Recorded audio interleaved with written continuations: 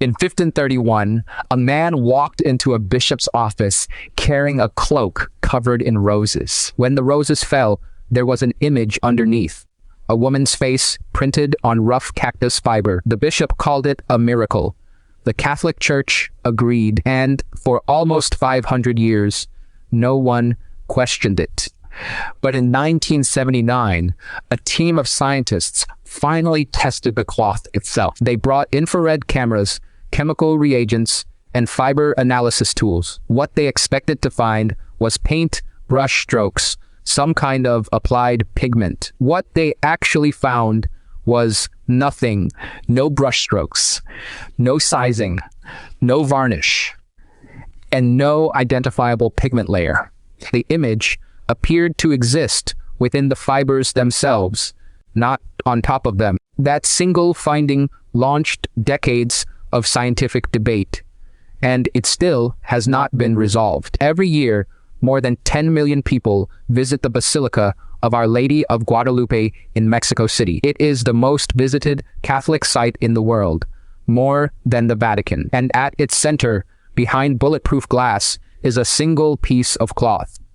A cloth that science has tried to explain for decades and still cannot fully account for. The story begins in December of 1531 on a hill called Tepeyac, just north of the Aztec capital of Tenochtitlan. According to the account, a Nahua peasant named Juan Diego was walking to mass when he reported hearing music and seeing a woman surrounded by light on the hilltop. She told him to ask the local bishop to build a shrine on that hill. The bishop was skeptical. He asked for proof. And that proof, according to the tradition, arrived in the form of an image on a cloak. When Juan Diego opened his tilma before the bishop, roses cascaded to the floor, and on the cloth itself, an image had appeared. A full-length portrait of a woman with downcast eyes standing on a crescent moon surrounded by golden rays. The bishop accepted it as miraculous. The shrine was built, and the cloth has remained on display in one form or another for nearly 5 centuries. That is the tradition. But the science that followed tells a far stranger story. Within a decade of the reported apparition, the tilma had become the most visited religious object in the Americas. Spanish colonial authorities saw its power. The image united indigenous and European Catholic traditions in a way no sermon could. Millions of indigenous Mexicans converted to Catholicism in the decades that followed. Historians debate whether the tilma caused the conversions or the conversions created the story around the tilma. Either way, the cloth became the single most important religious artifact in Mexican history. By the 18th century, the Basilica of Guadalupe had become one of the largest pilgrimage sites on Earth. And through all of that time, the tilma remained on continuous display. No protective glass, no climate control, no conservation protocol of any kind, just open air, candle smoke, and the humid valley climate of central Mexico. For 350 years, no one thought to test it. Then science arrived. The first serious scientific examination happened earlier than most people realize. In 1936, German biochemist Richard Kuhn reportedly received fiber samples from the tilma. Kuhn was a Nobel Prize-winning chemist. He specialized in pigment analysis and organic dyes. His reported conclusion was striking. He found no animal, mineral, or vegetable dyes in the fibers. No known coloring agent could be identified on the cloth. But Kuhn's findings were never formally published. They exist only in secondary accounts. The question lingered for 4 more decades.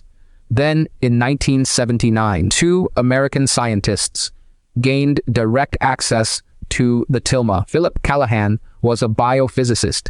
Jody Brandt Smith was an aesthetics professor. Together, they conducted over 40 infrared photographs of the image surface. Infrared photography reveals layers beneath a painted surface, under drawings, sketch lines, primer coats. In virtually every Renaissance or colonial painting, infrared reveals preparatory work beneath the pigment. On the tilma, Callahan and Smith found none. No sketch, no primer, no brush direction. The infrared images showed the fibers completely bare. No sizing had been applied to the cloth. Sizing is the preparatory coating that artists apply to fabric before painting. It seals the weave, creates a smooth surface, and prevents pigment from soaking into raw fiber. Without sizing, painting on agave fiber would be like painting on burlap. The pigment would bleed into the gaps, and the image would be rough, uneven, and impossible to control at fine detail. Yet the Tilma's image has detail in the face that rivals European oil painting technique. Callahan noted that the face and hands showed a modeling technique he could not identify. The color transitions were smooth and precise, yet there was no visible application method, no brush strokes in any direction, no sponge marks, no finger smudging, no stamping pattern. Across all 40 infrared exposures, the original image showed no evidence of human application technique. And that was only the beginning. The material itself was even harder to explain. The tilma is made from ayate, a coarse cloth woven from the fibers of the Megi cactus plant. Agave fiber is durable for its weight, but structurally fragile over time. Under normal conditions, ayate fiber deteriorates completely within 20 to 30 years. It becomes brittle, the fibers snap, the weave unravels. The Guadalupe tilma is 495 years old, and the fiber is still intact. For over a century, the tilma hung in the open air of the original chapel with no protective glass. Candle smoke, incense, human breath, and the humid climate of the Valley of Mexico surrounded it constantly. In 1891, a worker accidentally spilled nitric acid on the upper right corner of the cloth. Nitric acid dissolves organic fibers on contact. The stain should have destroyed the cloth within weeks, but contemporary photographs show the stain gradually fading over the following decades. And in 1921, the tilma survived something far worse. A bomb was planted beneath the altar of the old basilica. The explosion shattered marble, bent a heavy brass crucifix, and blew out windows across the building. The tilma, hanging directly above the blast point, was undamaged. Not a tear, not a scorch mark, not a crack in the frame glass. A brass crucifix was bent by the force, but the agave fiber cloth was untouched. These physical survival events made the tilma an object of scientific curiosity beyond its religious significance. And when more sophisticated tools arrived in the late 20th century, the findings only deepened the mystery. In the 1980s, researchers began applying spectroscopic analysis to the tilma. Spectroscopy measures how different materials absorb and reflect light at specific wavelengths. Every known pigment has a unique spectral signature. Vermilion looks different from carmine. Ochre looks different from synthetic yellow. Each pigment absorbs specific wavelengths, leaving a fingerprint. When they aimed the spectrometer at the tilma, several colors simply did not match any known pigment. The blue-green of the mantle, in particular, produced readings that researchers could not categorize. It did not match Maya blue. It did not match any known colonial-era pigment formula. And the rose pink of the robe generated similarly unclassifiable results. Two of the most prominent colors on the entire image had no identifiable chemical origin. That is not how paint works. Every paint is made of something. These had no detectable base. To understand why this matters, consider how every other historical painting has been analyzed. When conservators analyze a painting, they find layers: ground layer, primer, paint, varnish, sometimes overpainting. Each layer has a chemical signature. Each signature points to a specific material, a specific technique, a specific era. The Guadalupe tilma has no such layers in its original areas. The cross-section shows fiber, then color, then nothing. No ground layer, no primer, no varnish, just color fused into raw plant fiber. Researchers also examined the relationship between the image and the cloth's physical structure. In a painted image, the pigment fills the valleys between threads. It pools in the low points of the weave. On the tilma, the color appears on both peaks and valleys evenly, as if part of the fiber itself. This distribution pattern is inconsistent with any known application method, including brush, spray, stamp, or transfer. Meanwhile, the physical properties of the cloth continued to resist explanation. At the boundary between the image and the bare cloth, there is no gradual transition. The color does not feather into the surrounding fiber. It does not fade gradually at the edges. It simply stops. One fiber carries color, the next one does not. Callahan wrote that this was unlike any painting technique he had ever examined. He estimated that the original portion of the image was painted using no more than 4 colors. Yet, those 4 colors produce a range of tones and gradations that typically requires a full palette, and the entire image maintains consistent color density despite nearly 5 centuries of exposure. Other colonial-era paintings from the same period have deteriorated dramatically. The tilma has not. But here is where the story takes a turn that most accounts leave out entirely, because not everything on the tilma is unexplained. In fact, significant portions of the image are clearly painted. Callahan and Smith's own report identified multiple additions to the original image: the gold rays surrounding the figure, the angel at her feet, the moon crescent, the gold trim on her mantle, the stars on her cloak, the gold and black outlines around her body. All of these showed clear evidence of paint. These additions had brush strokes. They had identifiable pigments, and they were deteriorating. The gold paint was flaking. The black outlines were cracking. The angel figure showed clear varnish layers. These later additions behaved exactly as 16th century colonial paint should behave. They were aging. The original image beneath them was not. So the tilma contains 2 distinct layers, one that science can explain and one that it cannot. Some researchers have argued that the entire image could be explained by the additions alone, that a skilled indigenous or Spanish colonial artist painted the original figure and later hands added embellishments, but that explanation encounters its own problems. If it was painted conventionally, why does infrared show no underdrawing in the original areas? Every trained painter in the 16th century used preparatory sketching. It was fundamental technique. And if it was painted without sizing, how did the artist achieve smooth color gradation on raw agave fiber? Modern conservators have attempted to replicate the technique on similar agave fiber. None have succeeded. Every attempt produced visible brush marks, uneven absorption, or thick surface layers that looked nothing like the original. Photorealistic cinematic documentary style matching reference image.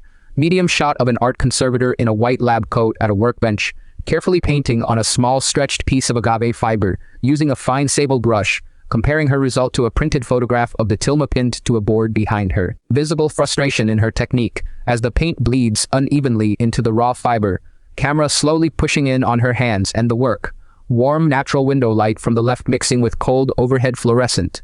In 2001, a team at the National Autonomous University of Mexico ran additional tests on the cloth. Their findings added another layer to the growing body of unexplained evidence.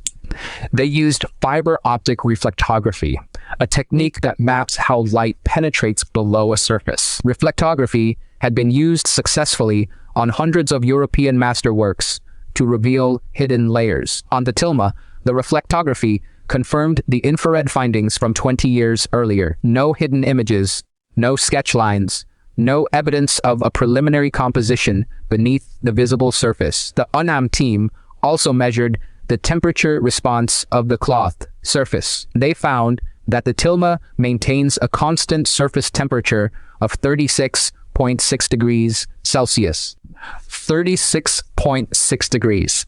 That is the average temperature of a living human body. Skeptics have pointed out that this measurement has never been independently replicated under controlled conditions. The basilica environment visitor body heat, and lighting systems all affect surface temperature readings. Without a controlled laboratory setting and the ability to isolate the cloth from environmental factors, the temperature claim remains interesting but unverifiable. And that is a recurring pattern in Tilma research. And the base fiber of the cloth shows no structural breakdown. Other agave textiles from the same century, housed in controlled museum environments, have deteriorated beyond recognition. The Tilma spent 116 years unprotected, and it looks better than cloth stored in museums. But the scientific debate took its most controversial turn when researchers turned their attention to the smallest detail. There are photographs of the Tilma from the 1880s that show the image in essentially the same condition it appears today. Over 140 years of additional exposure, and the original image shows no measurable change. Compare that to the Mona Lisa, behind climate-controlled glass since 1905, and it has still yellowed.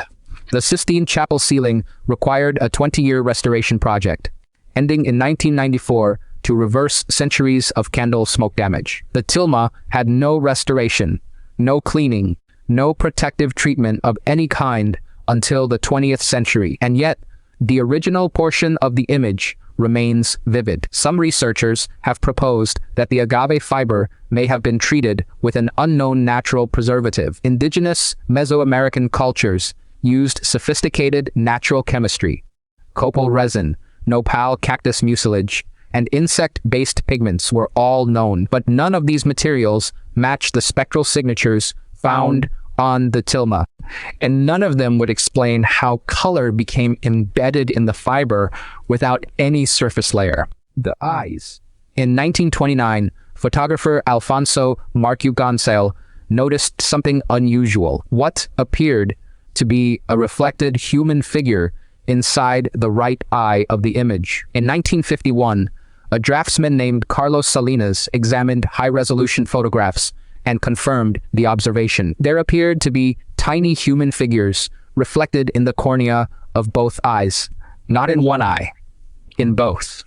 And they appeared to follow the optical law of reflection. In real human eyes, reflections appear at 3 distinct points, a phenomenon called the Purkinje-Sanson effect. The eye reflects an image at the outer corneal surface, the inner corneal surface, and the front of the lens. The figures in the Tilma's eyes reportedly appear at all 3 reflection points. A 16th century painter would have had no knowledge of this optical phenomenon. In 1979, José Asta Tunzman, a Peruvian engineer specializing in digital image processing, began magnifying the eye images up to 2,500 times their original size. Tunzman claimed to identify at least 13 distinct human figures reflected in both eyes of the image. He described a seated indigenous man, a standing figure, a family group, and what he interpreted as a bishop. Critics immediately challenged Tunzman's findings, and their objections were substantial. At 2,500 times magnification, the individual fiber threads of the cloth are larger than the supposed figures. Pareidolia, the human tendency to see meaningful patterns in random visual noise, could explain the observations entirely. Our brains are wired to find faces in clouds, in wood grain, in random fiber intersections. Tunzman's analysis has never been independently replicated by a peer-reviewed research team. The eye reflection claim remains the most disputed finding in all of Guadalupe research, but the disputed eye findings obscure a more fundamental question that even skeptics have struggled to answer. There is a critical distinction that gets lost in the controversy. Some findings about the Tilma are disputed, but other findings are undisputed and still unexplained. The absence of sizing is not disputed. Multiple independent examinations confirmed it. The absence of brush strokes in the original areas is not disputed. Infrared confirmed it repeatedly. The anomalous preservation of the agave fiber is not disputed. The cloth exists. It can be dated by historical record. These are not faith claims. These are physical properties that science has confirmed but cannot explain. And that makes the tilma fundamentally different from most contested religious objects. How was the original image applied? It was not brushed. It was not stamped. It was not stenciled. It was not printed by any detectable method. And here is the detail that even the skeptics find difficult to dismiss. The later additions sit on top of the fibers. You can see the paint layer. You can feel the thickness. The original image has no detectable thickness above the fiber surface.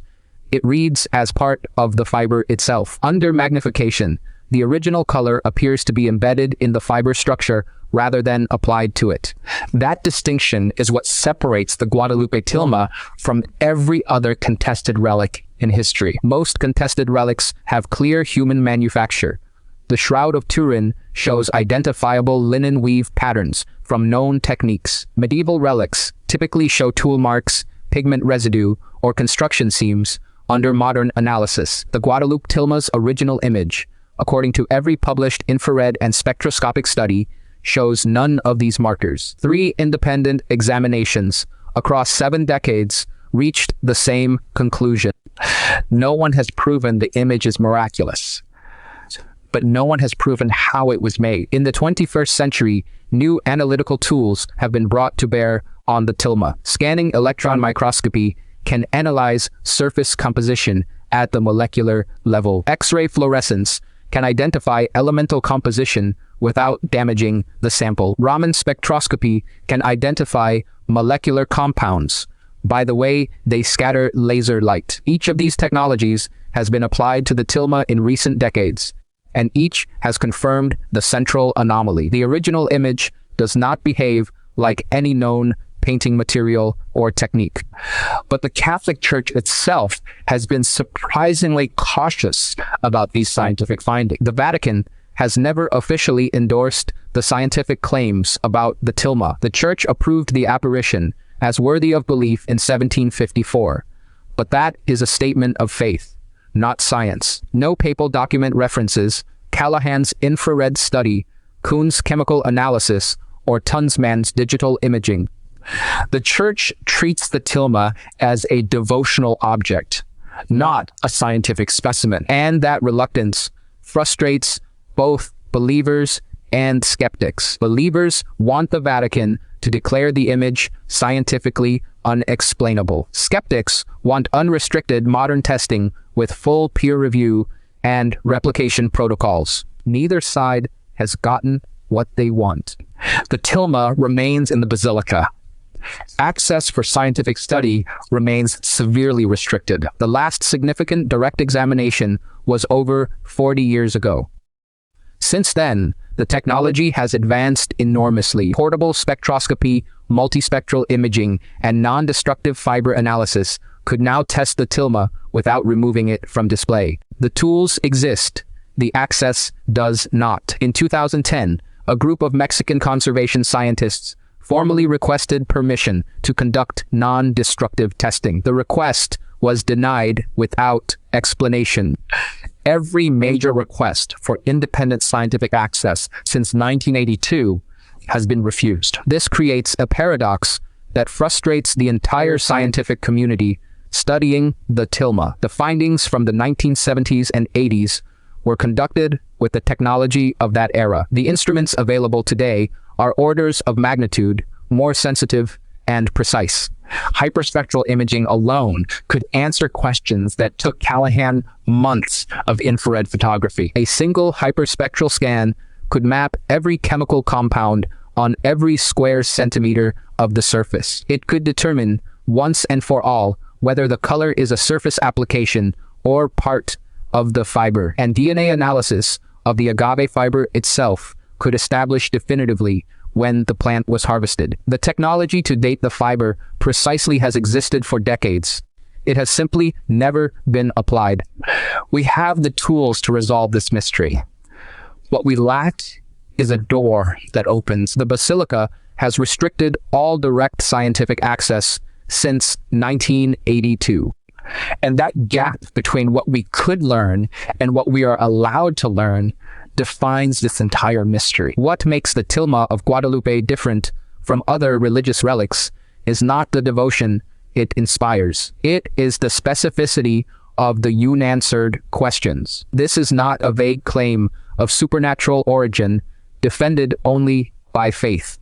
This is a physical object that has been tested, measured, and photographed under scientific protocols. And the results from multiple independent teams across 7 decades converge on the same set of anomalies. No identifiable pigment on the original image, no application technique, no sizing, no underdrawing, anomalous fiber preservation, color within the fiber rather than on its surface. Science has not proven the Tilma is miraculous, but it has proven the Tilma is unexplained. And there is a difference between those two statements that matters enormously. In science, an unexplained finding is not an embarrassment. It is an invitation. Every unexplained phenomenon that was eventually solved started exactly where the Tilma is now, with evidence that did not fit any existing model, and a scientific community determined to find out why. The Tilma has outlasted the Spanish Empire, the Mexican Revolution, a bombing, an acid spill, and nearly 5 centuries of open-air exposure. It has outlasted every other agave fiber cloth from its era, and every attempt to explain it away. That is not evidence of the supernatural. It is evidence of the unknown. A miracle claim stops inquiry. An unexplained finding demands more of it. If the Catholic Church permitted unrestricted modern testing, the mystery could potentially be resolved. Multispectral imaging could map the full chemical composition of every square centimeter. Carbon dating of the fiber could establish the cloth's age independently. Modern pigment databases could compare the unidentified colors against thousands of known historical compounds. The technology exists to answer every remaining question. The permission, and until that changes, the Tilma of Guadalupe will remain what it has been for nearly 500 years, an object that invites belief and demands investigation in equal measure. The image with no brush strokes, the cloth that should not exist, the test results that lead nowhere and everywhere. If you have followed this series, you know that evidence does not always give clean answers. Sometimes the most honest conclusion is the most uncomfortable one. We do not know, but not knowing is not the same as not investigating. And the tools to investigate have never been better. Nearly 500 years ago, a man supposedly climbed this hill and came back with an image that no one can explain. Whether the story is literally true matters less than what the object itself tells us. The Tilma exists. The anomalies are documented, and the questions remain open. An ordinary material doing something extraordinary. A simple cloth refusing to follow the rules of chemistry and time. Every year, the line of pilgrims grows longer. And every year, the list of scientific questions remains the same. The question is whether anyone will be allowed to use them. Subscribe if you want to find out. Because the Tilma is still there behind bulletproof glass, waiting. Sources and study references are listed in the description below.